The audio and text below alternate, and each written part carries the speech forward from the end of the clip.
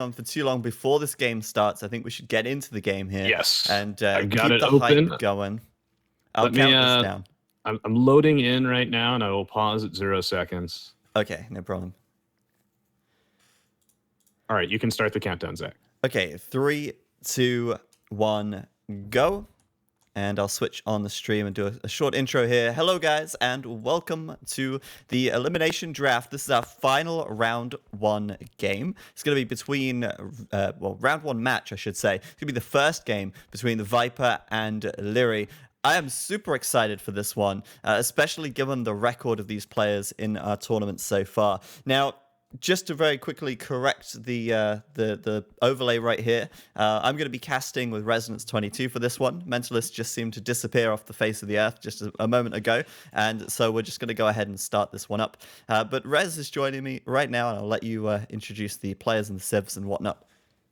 Yeah, of course. As always, it's an honor to be here today, Zach. This is the Escape Gaming Elimination Draft Tournament, where the top Age of Empires 2 experts will be playing from a pool of all 31 civilizations. But with each game, their opponent will remove 4 civilizations from that ever-shrinking pool. Today's game, we're going to start with TheViper versus Liereyy on the map. I think this is Senos. And Liereyy will be playing as the blue Vietnamese, and TheViper will be playing as the red Britons. That's right, and obviously the super strong civs, the civs we might expect to be banned out in Phase 1 or the first ban, would certainly be things like the Aztecs, the Mayans, the Huns, maybe the Mongols. Usually, I would assume that the Britons would be banned out in Phase 1 as well, especially given that Liereyy here will know that, well, if he leaves Viper the Britons, Viper is going to take the Britons. Viper has said many times that the Britons are, a formidable civilization, and Viper with Britons here is quite a scary prospect. However, Liereyy taking the Vietnamese is quite an interesting choice. Maybe Liereyy anticipated that Viper would take the Britons here, and maybe the Vietnamese is a sort of counter pick if he can get those Rattan archers out. Yeah, I'm going to have to agree with you there. I do think this is quite a fascinating civilization matchup. The Vietnamese have so many different tools in their arsenal to deal with opposing archer civs. Not only do they have the Rattan archer with its very high pierce armor, but they also have the Imperial skirmisher, which sort of gives them some excellent inevitability in the late game. Should it come to that, the Imperial skirmisher doesn't cost gold, and it's going to be very difficult for the Viper to deal with. So we'll have to see how this match plays out. Both of them actually have very strong archers early on, so it's going to be a matchup between what's better, a little bit of extra range or some extra HP. Yeah, I'm wondering if Liereyy might have debated the Viper here into this situation. And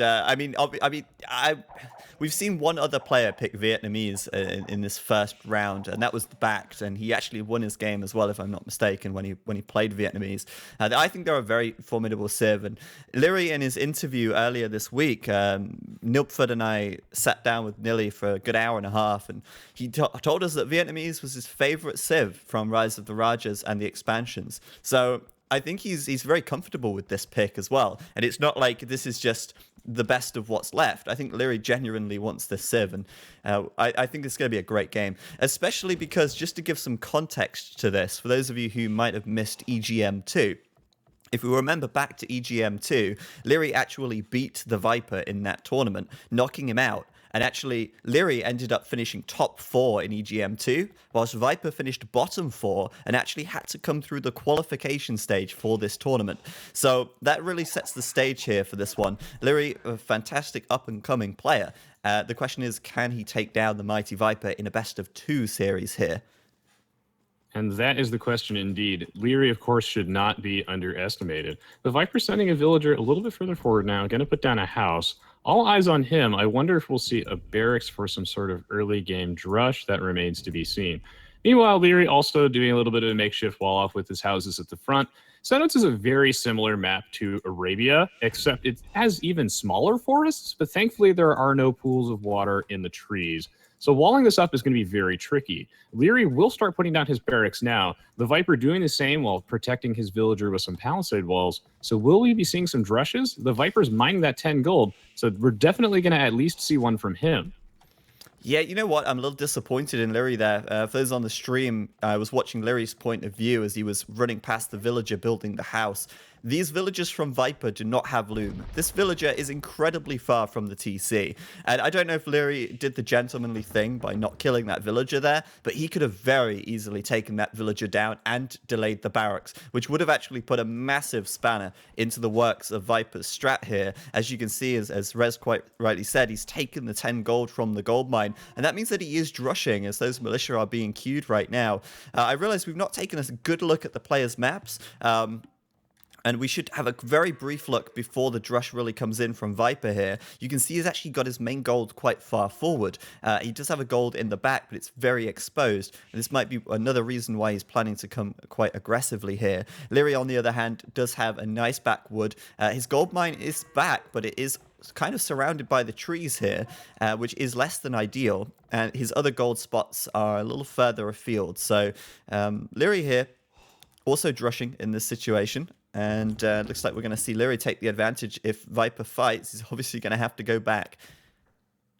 Right now, the Viper is looking for some weak points in Lierey's base. He knows where the lumber camp is. That's going to be a place he wants to pressure. But right now, he's forced back. Only 2 militia out for the Viper right now. He needs to find the 3rd one, and we will see a fight breaking out. The Viper needs to buy some time for his scout to group up with his militia. That way, he'll have the numbers advantage, and he also has to be careful about this really small hill here. That way, he has the elevation advantage.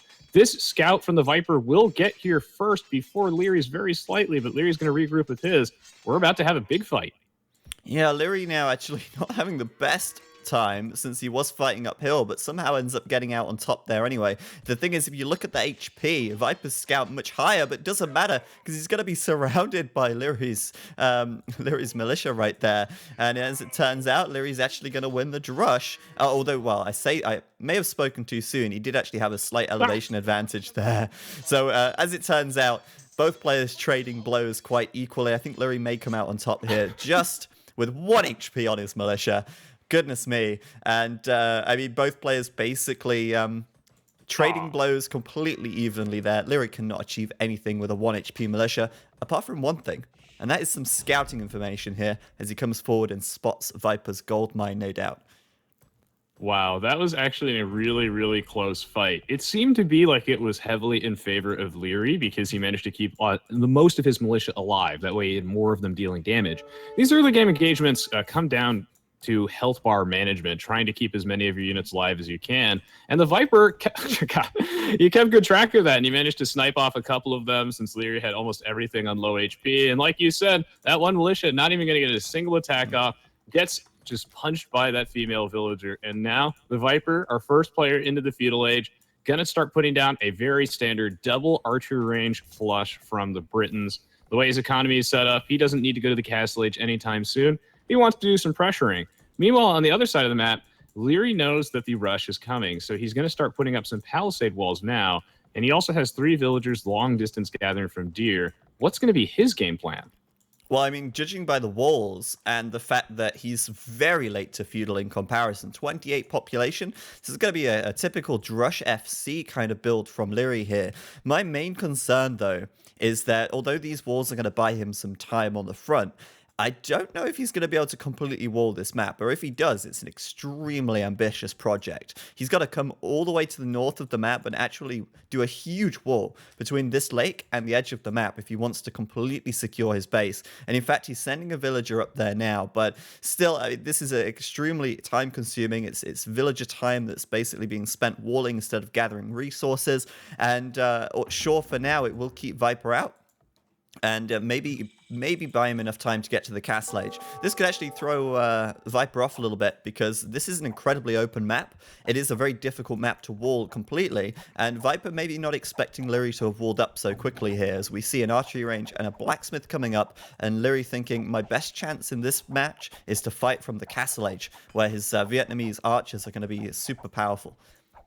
Yeah, and the thing that makes them extremely powerful is that they get 10% and then 15% bonus HP, then 20% bonus HP in the Imperial Age. So that extra 5% that he gets from going to the Castle Age is going to be huge.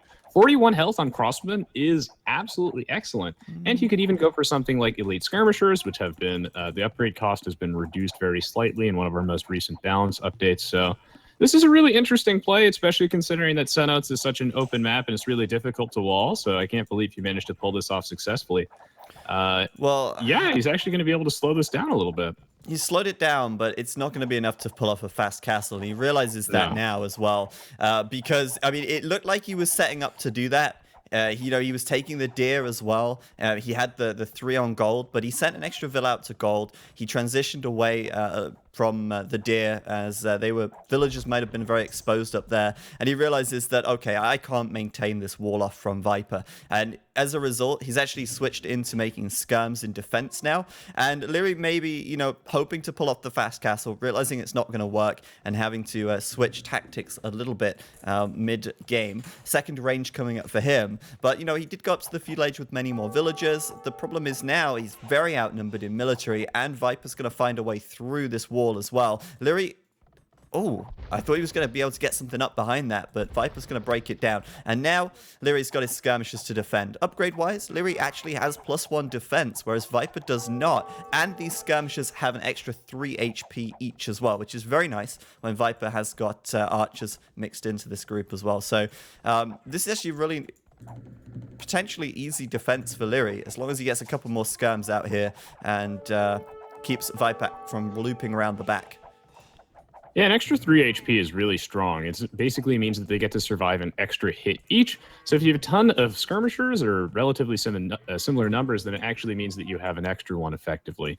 The Viper does have a definitive military lead here. So it's going to come down to Lierey's micro. He needs to focus fire down the archer units because they're just going to die a lot faster, and he has to walk perpendicular to dodge those shots to reduce his own losses.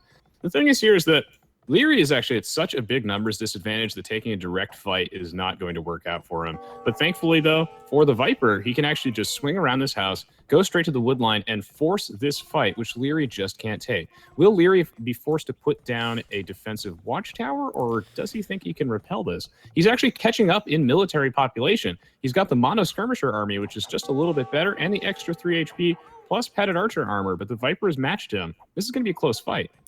Well, 2 things here that's really key. First of all, Viper being able to swing around the back. If he didn't open the wall back here, Liereyy would have survived with an extra villager, and he wouldn't be under so much pressure. So that's really important for Viper. But the second thing as well is, as we watch this fight, I'll switch to that in a minute. I just want to watch the micro here, because Lierey's micro is superb, and he's actually getting quite an edge versus Viper here, even fighting uphill. But the other thing I wanted to draw attention to was the house on the right side. He sent a villager out here, actually blocking the reinforcements from Viper getting in, and giving him the time to actually just focus on this small army at the back and then take the win, basically, with his superior numbers now. Blocking the reinforcements off Liereyy, absolutely crucial in this game, and a very, very good move from him. Wow, it is extremely impressive that Liereyy is coming out on top of this engagement despite the Viper having that hill advantage. But I have to say, it's just excellent micro. Look at how he walks perpendicular to those shots, making them miss. And wow, he's actually going to rout the Viper's army, picking off the skirmishers. It's interesting to note that he's actually focused firing down the skirms instead. And I suppose that's just because they happen to be the bigger threats. The archers themselves don't really do any damage to the skirmishers, even though they do die faster. Great of you to point out that house at the front, just really stalling this push from the Viper. Because the Viper did have a huge military advantage, but it's that home field advantage that's coming out for Liereyy here. The fact he's closer to his production facilities. The Viper is going to take him so long to reinforce his army, and now he's on the counterattack, but Lierey's defended. Lierey's got the numbers now, and he's actually got the population lead right now as well by just 1 or 2 extra population. If we look at the military counts, 14 for Liereyy. Viper is on 18. That means that Liereyy is ahead in villagers by about 5 villagers right now. That is fantastic for him. And maybe Viper having a little bit of TC idle time. Maybe Viper did wheelbarrow, and it's hard for us to tell because, we're not checking the TCs all the time. But still, at this stage, Liereyy does have a villager advantage. And I'm guessing Viper's done wheelbarrow already, and Liereyy doing wheelbarrow now will mean that Viper will catch up in villager count slightly. But still, a very good defense for now. But map control definitely in Viper's favor. And Lierey's going to have to do something about that. He can't play the defender's game all day. He has now starting to add archers into his army, and he's looking for a counter push, a push out. I wonder if he can actually achieve anything here, because Viper is fully walled up with a huge house wall across the front of the map. So I checked by watching the amount of resources that Viper's villagers were holding, and he did indeed have wheelbarrow first. But like you said, Liereyy grabbing that upgrade right now, so the economy is kind of close, but I think it's excellent that Liereyy has somehow managed to keep up in everything, and that he has a slight pop lead is pretty crazy. The Viper going to loop around the back. Looks like Leary's just going to keep his army in the middle of the map while he's waiting to see where the Viper goes, but it looks like if he's going to move out here, then that gives the Viper a chance to try and do some raiding. There's really no easy way for Liereyy to close off the far back of his base near the edge of the map, so we'll have to see if that's where the Viper is going. Right now, both these armies are going to miss each other entirely. I feel like, though, that Liereyy will not be able to find an easy path in, whereas the Viper will. Yeah, and also Viper has clicked up to the Castle Age, so his wheelbarrow timing, in my opinion, was much better, as he's able to click up Castle very, very quickly here. Liereyy seemed to go a little heavy on gold. He had about 500 gold in the bank, which is way too much at this stage, and I think he's actually just used his market to buy some food right now, so he can click up to the Castle Age as well. But as you said, I mean, Viper is able to get around the back, and as a result, his army is in here, and this is a big threat to Liereyy because I don't think he's seen it. The vision and the line of sight from this villager is not going to catch this army coming in, and these villagers on the wood line here, not only have we got one on 4 health, but the whole wood line is exposed from the back, so Viper in a fantastic position here to do some big damage. Liereyy going to lose one villager on the south, he's going to lose a second on the left side as well, and no doubt he's going to lose another one. He does have a couple of units on standby, but he cannot engage this army head on, and so Liereyy pushed away from gold, pushed away from wood, and Viper wants that revenge for having Liereyy knock him out of the tournament last time around. That he does, and what a respectable house wall from him on the front. It's not completely closed off, but the point is it's just designed to stall, and it did such an effective job at that. The Viper really just getting his way with Leary's economy, raiding the only other remaining lumber camp at the front side, even split his army in half, full well knowing that he can afford to do that. That way he can raid the economy while fighting this army. I say that he can afford to do that, though, but he does have to be careful. Splitting this army is a huge risk, and he is losing a lot of it, but he'll just barely come out on top of this fight. Being able to pick off a couple of those archers. He's in the Castle Age now. This is huge. But Liereyy is into his own base. The Viper, though, with his ace in the hole, he's not going for crossbows at all. He's going for knights. Yeah, 2 stable knights. I love the fact he built the stables behind the wall as well, because this has completely caught Liereyy with his pants down, completely not expecting the knights here. However, you know, he's able to take one knight out quite quickly, and the second will probably fall as well, even against this weak feudal army. The fact is, Liereyy does have a good number of units here, and these knights aren't quite able to hold out just yet. The problem is, Viper has also done crossbows. He's also coming in on this wall on the left side, and Liereyy now has just hit the Castle Age, but it's considerably later. He gets an extra 1 HP on these archers and skirms after reaching the Castle Age, and I think that'll go up by 1 more once he does get the crossbow upgrade. But for now, he has to stall for time. He has to minimize the losses and kind of, you know, stem the bleeding from Viper's raiding here. Yet at the same time, he's not bringing his army home. He's actually keeping them forward on this right-hand side. So what makes that knight play so brilliant? Basically, by going for all these mass archers and skirms, he's forcing Liereyy, or encouraging him at least, to go for skirmishers. Skirmishers do effectively no damage to knights whatsoever, and that's why we also see the Viper making sure that he gets both plus 1 defense upgrades. Oh, wow, he's actually going to resign on his knights. That way he can just tank those skirmishers. And wow, I cannot believe it, but Leary's going to resign. Crossman upgrade for the Viper. He was applying so much pressure. The double stable, I think, really caught him off guard. And what an excellent move. The Viper seals out game 1. GG, well played. That was a very fast game there. I did not expect it to be over quite so soon. Liereyy didn't seem to have much fight in him there, but realistically, he was going to suffer some massive losses from these crossbow. Now, I feel like Liereyy in that game had a game plan.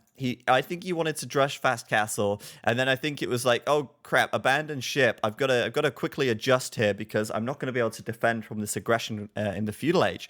And then he was kind of playing from behind at that point. The Castle Age timing from Viper, though, and this is something I find with Viper's play in general, his Castle Age timing is always so good. And especially as the Britons really able to abuse the power spike that they get in the Castle Age thanks to that extra range on the crossbows. And in this position, yeah, I mean, Liereyy, his eco was so disrupted by the raiding. Viper just kept finding ways in, especially at the top, thanks to this hole. And Liereyy just couldn't get a solid wall off. So it's a pretty quick and easy win for Viper here, I would say. But yeah, you're right about the knights as well, with +2 defense, really making them very tanky against that army of skirms on the front there. Yeah, that was a really excellent game between the two of them. And I mean, if we check out the achievements, Zach, are you looking at that right now? No, but I will. Oh my god, Oh, wow. look at the military stats. Well, this is the thing. I mean, Liereyy, 29. He actually had the largest army. In fact, he wasn't overall that far behind. I think his economy was suffering. If you look at the villager high, though, Liereyy had the most villagers at some point in that game. I think Liereyy resigned too early, to be honest, but we're going to throw it to Nilpford now, and he can let us know what he thinks on that. Viper against Liereyy. 1-0 here for our, probably favorite, the Viper here. And now, in addition of post-game analysis, special edition, pop quiz time. This time, please try to find with me what was the mistake of Liereyy. How did he lose that game? And I will show you everything and you can think with me. So we will jump into the game, into his point of view, exactly just shortly before the drush is going on. Liereyy is scouting, sees 4 on wood, knows kind of that the Rex is here, has 4 on wood, is getting the gold. He is doing, the militia as well, scout is running around. Everything looks fine, but he is doing one mistake. What is he doing wrong, guys? Try to find it out. He now spotted the drush as well. He's going for the drush. And let's take a look. His scout is now trying to go back and help out with the drush. What is the big mistake? I will tell you, because that's what I'm getting paid for, lords. He didn't spot the upcoming strategy of the Viper. Whoops. He should have scouted the amount of villagers. If he just would have ran to the wood camp over here, he would have seen 4 on wood, would have known, okay, 4 on wood at 8:30 after a drush means he will flush, and like 7, like Liereyy is doing, means he would go FC. But he didn't scout that. Then he takes the fight. Beautiful micro here, winning the fight, although his scout was a bit later than the ones of the Viper. But you can see, he still doesn't have any intel. Now, the 3-on-1 here with the militia, quite ballsy, but getting 2 kills. And the problem is now, the Viper is going full flash, and Liereyy still has no intel. And only now you see the militia running in and seeing it. That's a solid 2.5 minutes later than he should. Now you see, lot on gold, sending the villagers up front, trying to get the walls up, but that's too late. The Viper's already feudal age, and we see, just a very hefty attack here. And look at the military count. We have now the first skirm out. We're switching into the point of view of the Viper now. 1 military compared to simply 10 now. The only option for Liereyy is now to catch up with the upgrades, but even that is not really an option. You can see the blacksmith is already up. Liereyy is going for the attack and the defense upgrade, but the numbers are just overwhelming at this moment. I believe it was 3-13. No chance here for Liereyy to catch up, and a bit unfortunate. Only the small mistake there with not scouting really costing the game, and he couldn't hold against the aggression. Let's see how he will do in game number 2.